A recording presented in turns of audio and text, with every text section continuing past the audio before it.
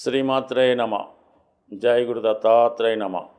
ఈ వీడియోలో మనం మిథున రాశి వారికి అక్టోబర్ 1 నుంచి డిసెంబర్ 31 మధ్యలో జరగబోయే త్రైమాసిక ఫలితాలు అవుట్లైన్గా తెలుసుకునే ప్రయత్నం చేద్దాం. మరి రాబోయే 3 నెలల్లో మిథున రాశి వారికి గ్రహాలు ప్రధానంగా కొన్ని మారుతున్నాయి. అందులో ఒకటి గురువు, తర్వాత కుజుడు. ఏదైనా మిథున రాశికి మనం ఫలితాలు తెలుసుకునేటప్పుడు కుజగ్రహం గురించి కంపల్సరీగా పరిశీలించవలసి ఉంటుంది. అంటే కుజుడు ఈ మిథున రాశి వారికి అత్యంత పాపగ్రహం. అటు షష్ఠ లాభాధిపతిగా శత్రుగ్రహం అవటం వల్ల కుజుడు ఏ భావంలో ఉంటే, పుట్టినప్పుడు ఏ భావంలో ఉంటే ఆ భావాన్ని పాడు చేస్తాడు. మరి గోచారంలో ఏ భావానికి వస్తే ఆ భావాన్ని పాడు చేస్తూ ఉంటాడు. తన గోచారంలో ఒక్కొక్క రాశిలో ఒక 40 నుంచి 45 రోజులు అటు ఇటుగా సంచారం చేయడం జరుగుతూ ఉంటుంది. మరి ప్రస్తుతం ఈ త్రైమాసిక ప్రారంభంలో కుజుడు తులారాశిలో 5వ స్థానంలో ఉన్నాడు. అంటే ఆలోచన విధానం, మనం తీసుకునే నిర్ణయాలు ప్రధానంగా ఆధారపడి ఉంటాయి. అందువలన కంపల్సరీగా ఈ మిథున రాశి వారు అక్టోబర్ 27వ తారీఖు వరకు ఏదైనా ఒక speculation, share market, online betting, జోదం అటువంటి జోలికి 99% దూరంగా ఉండవలసి ఉంటుంది.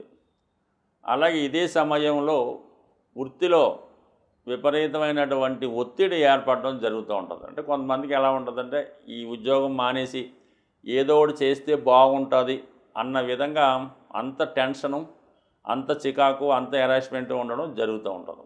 అంటే దానికి మనకి దశమంలో కూడా శని ఉన్నాడు. అంటే వృత్తి స్థానంలో శని వక్రించి అష్టమాధిపతిగా ఉండడం వల్ల వృత్తిలో మీకు బాధ్యత పెంచుతారు. సడన్గా ఎవరో మానేయడం వల్ల ఆ బాధ్యత కూడా మీకు ఇస్తారు. తొందరలో మీకు అంతా హెడ్ చేస్తామండి, మీరు ఈలోగా ఇదంతా కూడా మీరు పని నేర్చుకొని దీన్ని మేనేజ్ చేయమని చెప్తారు.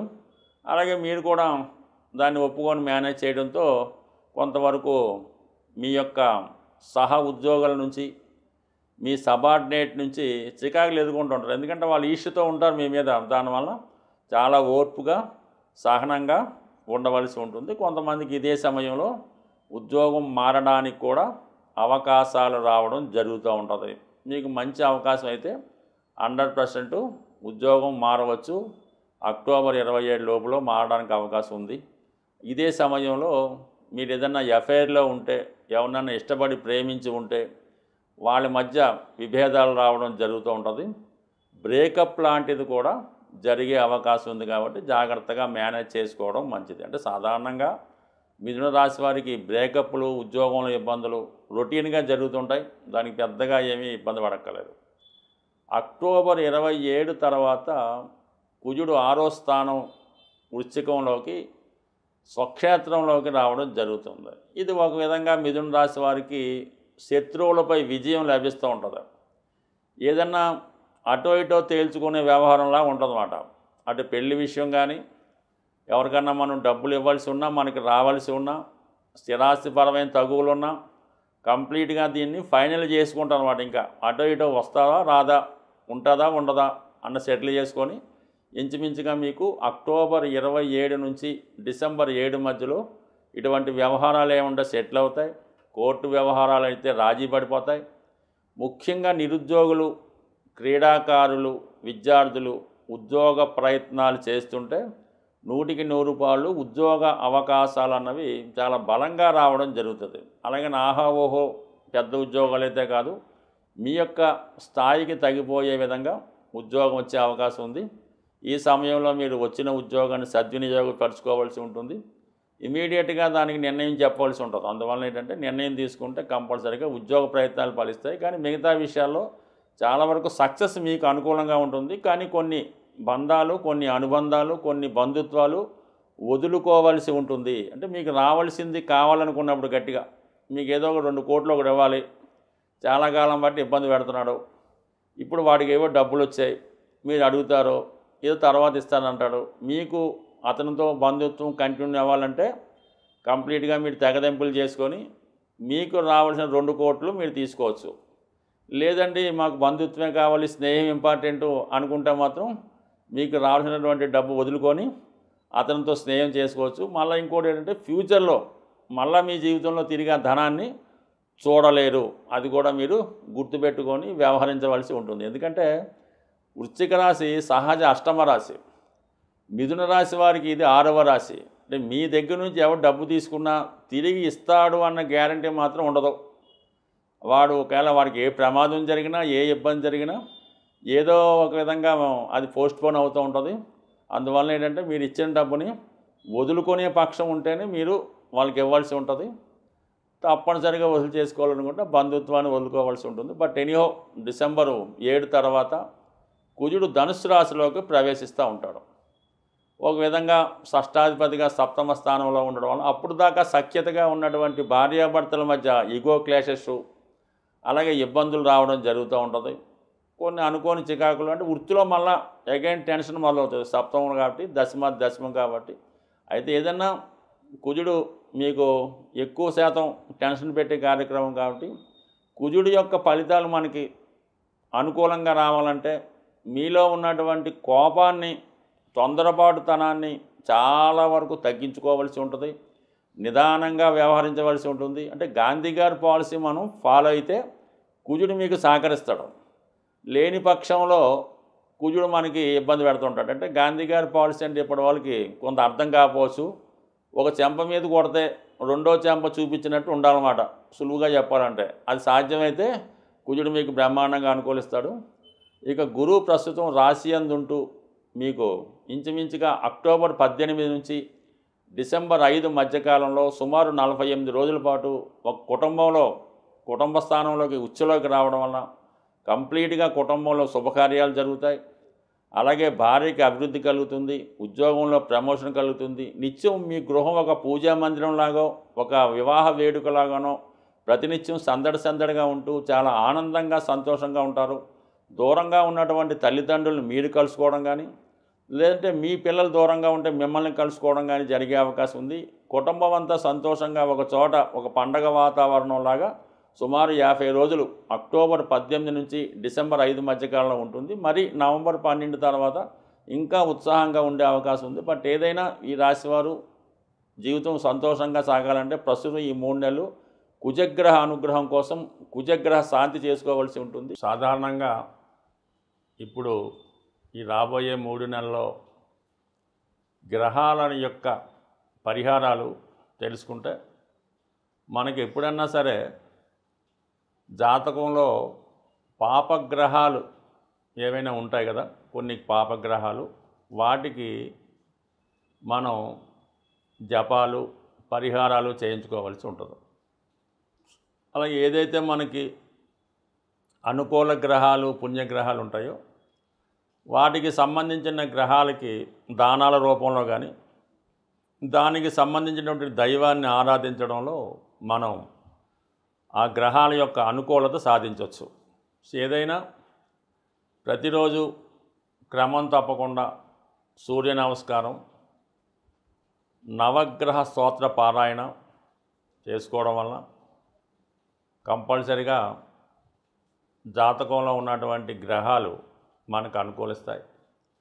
ముఖ్యంగా తండ్రి గారిని గౌరవిస్తూ వారి యొక్క మాటకి విలువ ఇవ్వడం వల్ల, వారిని అనుసరించడం వల్ల, మొత్తం మీద వాళ్ళు చెప్పించేయడం వల్ల రవిగ్రహం అనుకూలించి మీకు అటు మంచి ప్రభుత్వ అనుకూలత, ప్రభుత్వ ఉద్యోగం లాంటివి వచ్చే అవకాశం ఉన్నది. గురువు యొక్క అనుసరించడం వల్ల అంటే గురువుని పూజించడం వల్ల, అంటే పూజించడం అంటే వ్యక్తిగతంగా మీ గురువు ఉంటే ఆ గురువుకి సేవ చేయడం, ఆ గురువుగారు చెప్పినట్టు నడుచుకోవడం, వారికి కొన్ని సౌకర్యాలు కల్పించడం వల్ల, అంటే గురువుని మీరు బాగా నమ్ముకుంటే జాతకంలో ఉన్నటువంటి జూపిటర్ అనుకూలించి మనకి మంచి సంస్కారాన్ని, ధనాన్ని, సంపదని ఇవ్వగలడు. అంటే గురువు ధనకారకుడు, విద్య ద్వారా ధనం సంపాదించుకోవడం వల్ల, అంటే ఇక్కడ ఎక్కడో మనం దేవుణ్ణి పూజించక్కర్లేదు, ఎదురుగుండా ఉన్న వాళ్ళని పూజిస్తేనే ఈ విధంగా గురువుని పూజించడం వల్ల జాతకంలో ఉన్న సకల దోషాలు సాల్వ్ అవుతాయి.